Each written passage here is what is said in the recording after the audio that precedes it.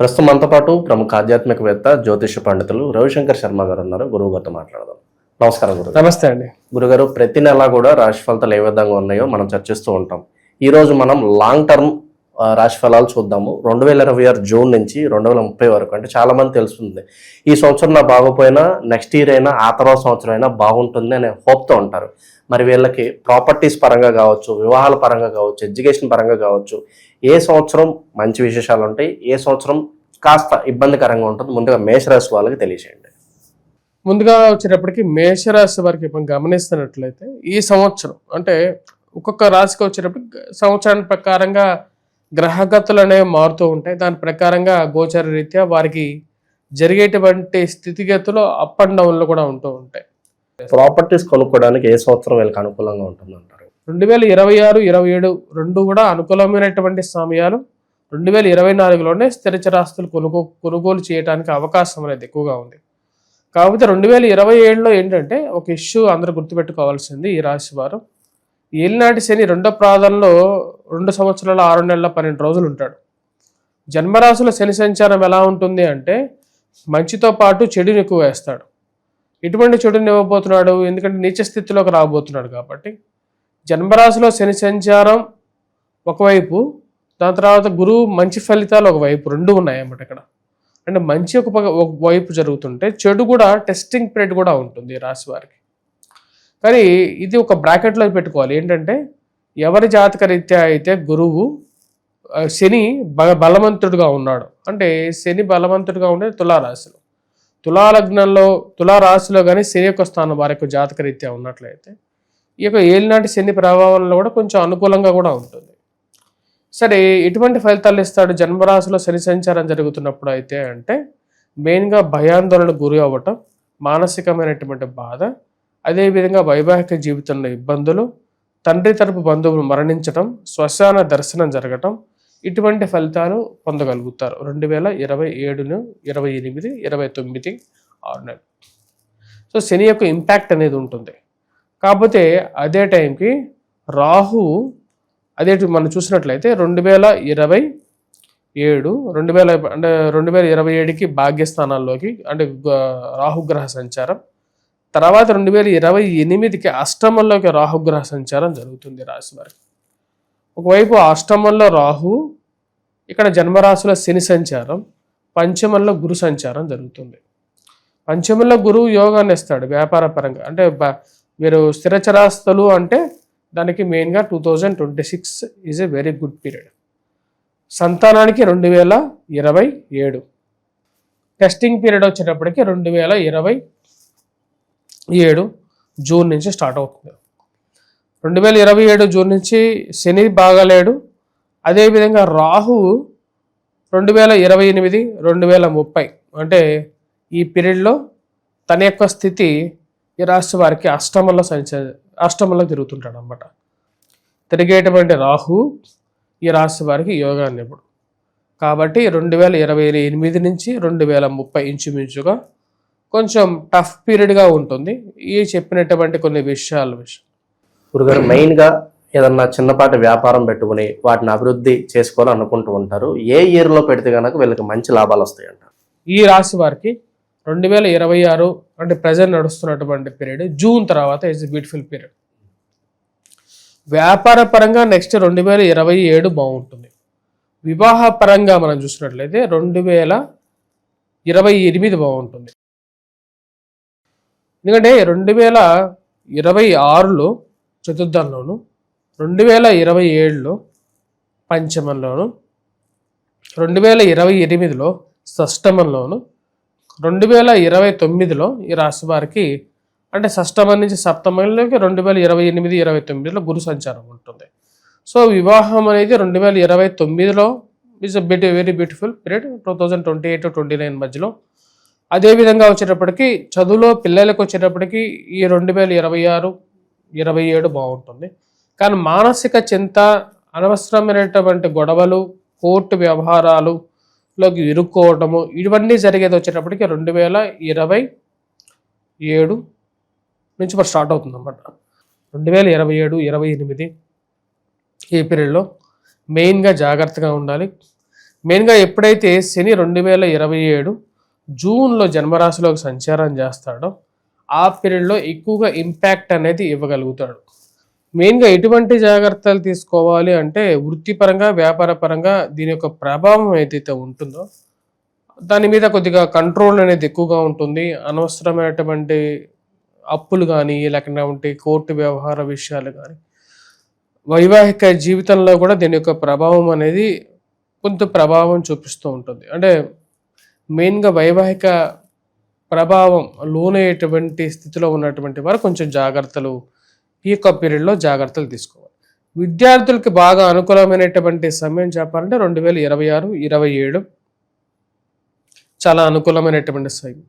వివాహానికి యోగకారకమైనటువంటి సమయం 2029. అంటే ఈ యొక్క ఏళ్ళనాటి శని ప్రభావం ఆల్మోస్ట్ రెండో పదానికి వెళ్ళిన సమయంలో అంటే 2029 అంటే 2027 నుంచి 29 వరకు మనకు రెండో పాదం, 2029 నుంచి మనకు మూడో పదం అనేది ఉంటుంది. ఈ యొక్క పీరియడ్లో గురువు కూడా వచ్చేటప్పటికి ఈ రాశి వారికి సప్తమంలోకి రావడం జరుగుతుంది అన్నమాట.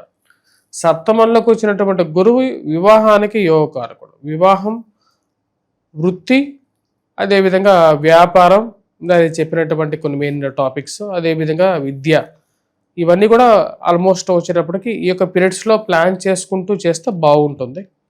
వ్యాపారానికి 2026-27 అదేవిధంగా మళ్ళీ రన్ చేయడానికి అంటే వ్యాపారాన్ని మళ్ళీ ఫర్దర్గా బూస్టింగ్ చేసుకోవడానికి 2029. కానీ ఈ మధ్యలో ఉన్నటువంటి పీరియడ్లో కొంచెం ఎక్కువగా అప్రహెన్షన్స్ అనేవి ఉంటాయి. ఎందుకంటే గ్రహస్థితి అంత అనుకూలంగా లేదు. 2028కి రాహు ప్రభావం కూడా ఎక్కువగా ఉంటుంది కాబట్టి. సరే, ఈ రాశిలో ఉండేటువంటి రాజకీయ నాయకులకి ఎలా ఉంటుంది? ఈ రాశిలో ఉండేటువంటి రాజకీయ నాయకులకి మెయిన్గా వచ్చేటప్పటికి 2028 నుంచి 2030 వరకు, ఇంచుమించు 2027 నుంచి కూడా చెప్పాలంటే కొంచెం టఫ్ పీరియడ్గా ఉంటుంది. మిగతా పీరియడ్స్లో వీళ్ళు అనుకున్న దానికన్నా కూడా మంచి పెర్ఫార్మెన్స్ ఇవ్వగలుగుతారు. అనుకున్న దానికన్నా కూడా ఉన్నతమైనటువంటి స్థితికి చేరుకోవటానికి కూడా అనుకూలమైనటువంటి ఫలితాలు పొందగలుగుతారు.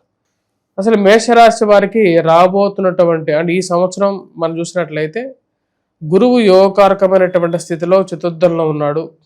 దానికి తగిన విధంగానే వచ్చేటప్పటికి ఈ సంవత్సరం రాహు యొక్క మార్పు కొంచెం అనుకూలమైనటువంటి గ్రహస్థితిగానే చెప్పవచ్చు. ఎందుకంటే ఉచ్చ స్థితిలో రాబోతున్నటువంటి జూన్ నుంచి రాబోతున్నటువంటి గురువు ఉచ్చ స్థానంలోకి రాబోతున్నాడు. అది ఒకంత అనుకూలమైనటువంటి స్థితిలో ఇవ్వబోతున్నది ఈ రాశి వారికి.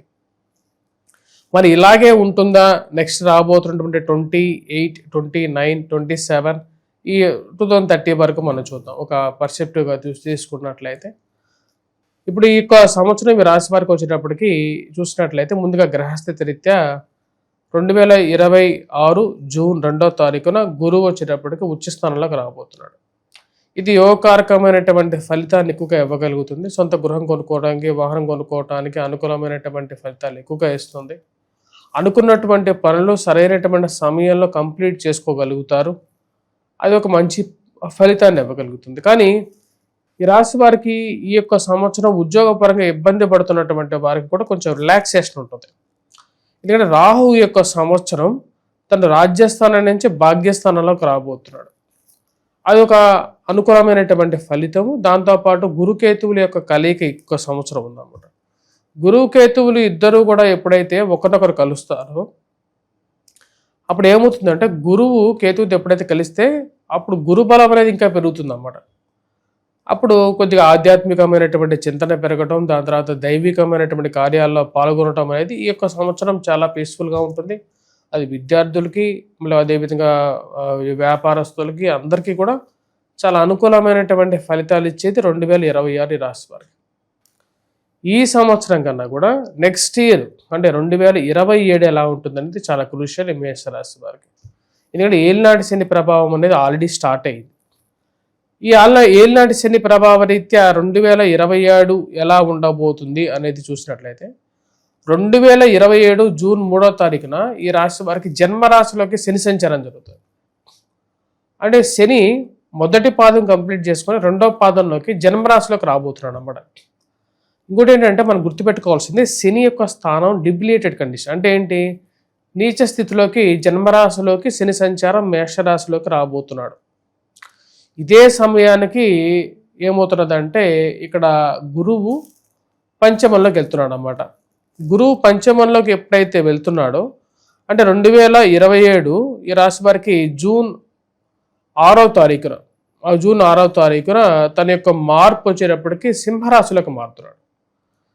ఈ యొక్క జూన్లో మారేటువంటి గురువు 2027లో పంచమంలో యోగకారకమైనటువంటి స్థానం ఇది. ఎందుకంటే సింహరాశిలో గురువు యోగాన్ని ఎక్కువగా ఇవ్వగలుగుతాడు, సంతాన ప్రాప్తిని ఇవ్వగలుగుతాడు, మరియు అదేవిధంగా వ్యాపార పరంగా కూడా అనుకూలంగా ఉంటుంది. మరియు అదేవిధంగా ఎవరైతే ముఖ్యంగా కొత్త బిజినెస్ చేయటానికి కూడా అనుకూలమైనటువంటి సమయం గురువు ఉన్నటువంటి స్థానం. ఆ విధంగా గురువు యోగకారకమైనటువంటి ఫలితాలు ఇస్తాడు. యాక్చువల్గా చతుర్థంలో ఉండేటువంటి గురువు కన్నా కూడా పంచమంలో ఉండేటువంటి గురువు 2026 కన్నా కూడా 2027 ఎక్కువగా మంచి ఫలితాలు ఇవ్వగలుగుతాడు. కానీ కేంద్ర స్థానంలో ఉన్నటువంటి గురువు ఉచ్చ స్థానంలో ఉన్నప్పుడు ఈ సంవత్సరం నెక్స్ట్ ఇయర్ కూడా గురువు యోగకారకమైనటువంటి ఫలితాలు. ఈ గురుగారు ఈ టఫ్ టైంని ఎదుర్కోవడానికి ఎలాంటి పరిహారాలు వెళ్ళక అవసరం అంటారు? మెయిన్గా వచ్చేటప్పటికి ఏదైనా సరే ఒక ప్రాబ్లం వచ్చేటప్పుడు దాన్ని ముందుగానే తెలుసుకొని దాని ప్రకారంగానే ఆ యొక్క పనులు చేయకుండా ఉండడానికి ఎక్కువగా ప్రయత్నం చేయాలి. నేను చెప్పినటువంటి విషయాలు కూడా ఆ విధంగానే చెప్పడం జరిగింది.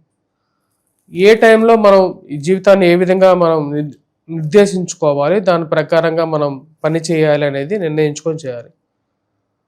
అదేవిధంగా దైవారాధన అనేది కూడా వచ్చేటప్పటికి మానసిక ప్రశాంతతను, అదేవిధంగా దైవం మనకు చుట్టూ కవచంలాగా ఏర్పడగలుగుతాడు అన్నమాట. ముఖ్యంగా వచ్చేటప్పటికి గురువు యొక్క బలం నేను చెప్పినటువంటి వాటిలో శని యొక్క స్థితి సరిగా లేనప్పుడు ఎక్కువగా ప్రభావం చూపిస్తుంది. అంటే 2027 జూన్ నుంచి వెంకటేశ్వర స్వామి దేవాలయ దర్శనం, శనికి తైలాభిషేకం చేసుకోవటం, దాని తర్వాత నువ్వులను దానం చేసుకోవటం, ఇవి కాకుండా కూడా ఎటువంటి దానమైనా సరే కూడా మీకు సాత్విక అదేవిధంగా సత్ప్రవర్తనని దానం చేయటం ద్వారా వచ్చేటప్పటికి మనకు పుణ్య ఫలితాన్ని ఎక్కువగా పెంపొందించుకోగలుగుతాం. తద్వారా వచ్చేటప్పటికి మనకు రాబోతున్నటువంటి కష్టం నుంచి ఆ దేవుడే మనం కాపాడగలుగుతాం. ఎందుకంటే మన పుణ్య ఫలితం పెరిగితే పాప ఫలితం అనేది నశిస్తుంటూ ఉంటుంది. మంచి విశ్లేషణ అందించారు. ఈ సంవత్సరాలు కూడా ఈ రాశి వాళ్ళకి ఏ విధంగా ఉండబోతుందో. ధన్యవాదాలు.